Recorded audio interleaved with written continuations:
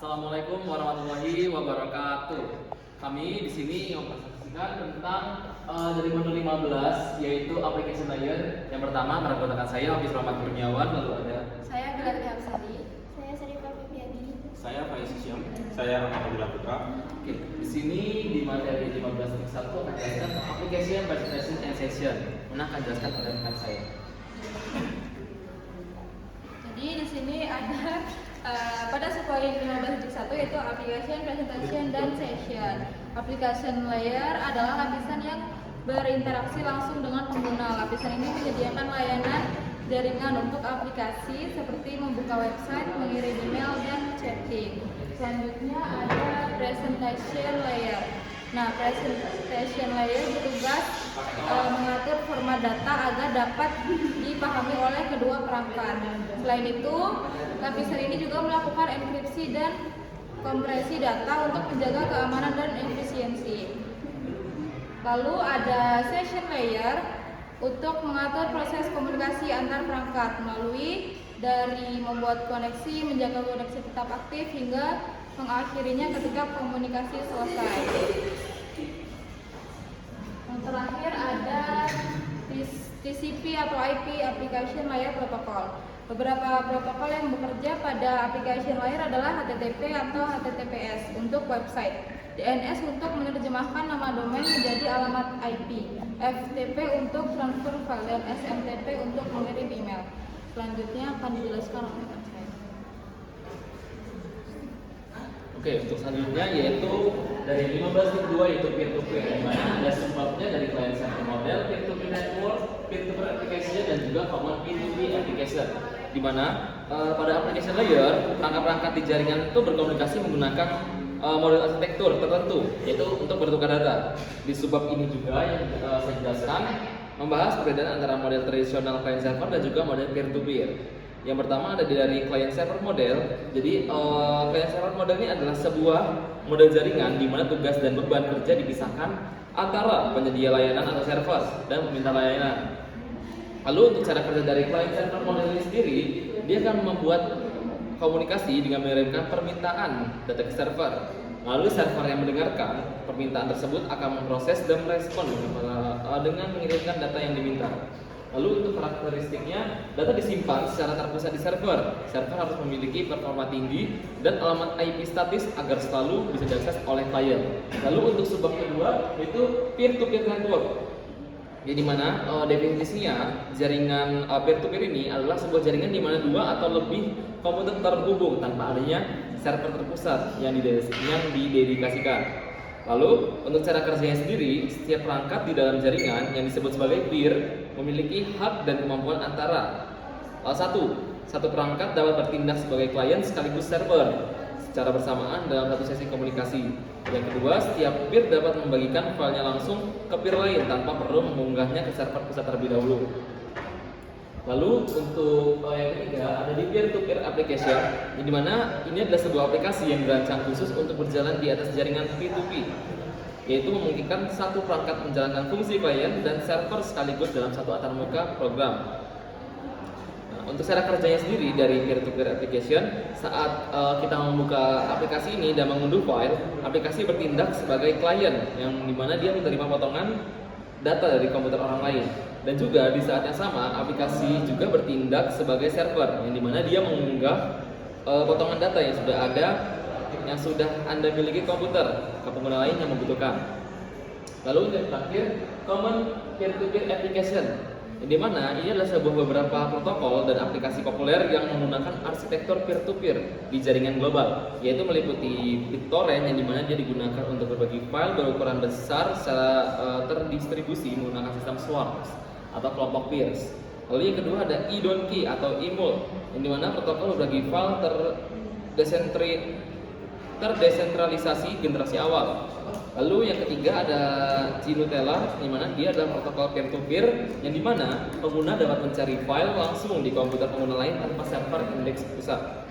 Lalu yang terakhir ada aplikasi pesan instan dan VoIP, yang seperti Skype awal. Dia menggunakan koneksi langsung antar pengguna untuk mentransfer suara atau file guna membagi beban server. Untuk materi dari 15.3 akan dijelaskan oleh rekan saya. Oke, saya akan menjelaskan tentang web dan email protokol. Web dan email protokol merupakan sekumpulan aturan komunikasi yang memungkinkan perangkat, aplikasi, dan server saling bertukar informasi melalui jaringan internet secara struktur dan efisien. Pada layanan web protokol yang umumnya digunakan adalah HTTP dan HTTPS, di mana HTTP berfungsi mengirimkan data antar browser dan web server, sedangkan HTTPS merupakan pengembangan HTTP yang dilengkapi dengan enkripsi, SSL atau TLS untuk menjaga keamanan data selama proses transmisi. Sementara itu, pada layanan email terdapat 3 protokol, yaitu SMTP, POP3, dan IMAP. SMTP digunakan untuk mengirim email dari pengguna ke email server maupun antar mail server. Sedangkan POP3 berfungsi mengunduh email dari server ke perangkat pengguna sehingga dapat dibaca secara lokal. Berbeda dengan POP3, IMAP merupakan email tetap tersimpan di server dan disinkronkan ke berbagai perangkat sehingga pengguna dapat mengakses kontak masuk yang sama dari komputer, laptop maupun smartphone. Dengan demikian, setiap protokol memiliki fungsi yang berbeda tetapi saling melengkapi dalam mendukung komunikasi berbasis web dan layanan email yang cepat, aman, dan handal. Selanjutnya akan dipresentasikan oleh teman saya.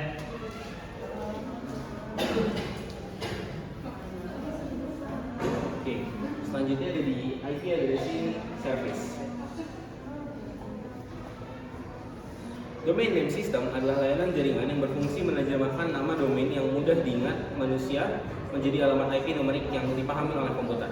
Karena perangkat jaringan berkomunikasi menggunakan angka, sedangkan manusia lebih mudah mengingat kata, DNS bekerja di latar belakang untuk mencarikan alamat IP yang tepat setiap kali pengguna mengetikkan nama situs di web perambat. Lalu ada DNS Message Format. Format pesan DNS dirancang seragam untuk permintaan maupun tanggapan dengan menggunakan protokol UDP pada port 53. Struktur pesan ini terdiri dari 5 bagian utama, yaitu header untuk kontrol dan status, question untuk domain yang dicari, serta answer, authority, dan additional yang berisi informasi, balasan berupa alamat IP beserta dari server atau certificate. DNS juga menggunakan struktur hierarki terbalik seperti pohon yang dimulai dari root level, dilambangkan dengan titik di paling atas. Di bawahnya terdapat top level domain atau TLD seperti .com atau .id, diikuti oleh second level domain yang merupakan nama unit organisasi seperti cisco.com dan dapat diturunkan lagi menjadi subdomain spesifik seperti mail.cisco.com. Lalu ada nslookup command. Perintah nslookup adalah alat bantu berbasis teks pada sistem operasi yang digunakan untuk menguji dan mendiagnosis layanan DNS.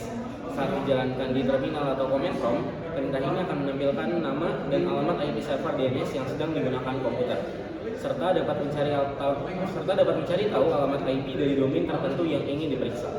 Yang terakhir, sintaks check dan nslookup command. Bagian pemeriksaan sintaks ini berfokus pada penggunaan nslookup dalam mode non-interaktif untuk pencarian cepat maupun mode interaktif untuk pengujian mendalam. Dalam mode interaktif, pengguna dapat mengubah server DNS menguji secara manual dan memeriksa jenis rekaman spesifik seperti rekaman server mail, record guna memastikan resolusi nama berjalan dengan baik. Selanjutnya akan dijelaskan oleh saya.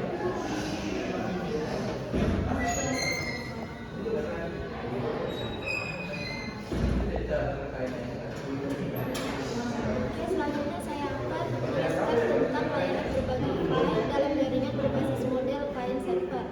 Layanan ini digerakkan oleh 2 protokol utama, yaitu FTP dan SMP. Pertama adalah FTP atau File Transfer Protocol. Protokol ini digunakan khusus untuk transfer data. Cara kerjanya, kita sebagai klien menggunakan aplikasi khusus untuk mengunduh atau mengunggah file dari dan ke server FTP. Kedua adalah SMB atau Server Message Block. Berbeda dengan FTP yang fokus pada perpindahan file, SMB digunakan untuk berbagi akses sumber daya jaringan secara langsung, seperti folder bersama dan printer. Sejak Windows 2000, protokol ini berjalan langsung di atas TCP atau IP dengan memanfaatkan DNS, sehingga proses berbagi data menjadi lebih praktis. Kesimpulannya, FTP berfungsi untuk memindahkan file, sedangkan SMB berfungsi untuk mengakses sumber daya bersama di dalam jaringan. Oke, mungkin sekian untuk presentasi dari kelompok kami. Mohon maaf apabila ada salah kata atau perbuatan. Kami akhiri. Wassalamualaikum warahmatullahi wabarakatuh.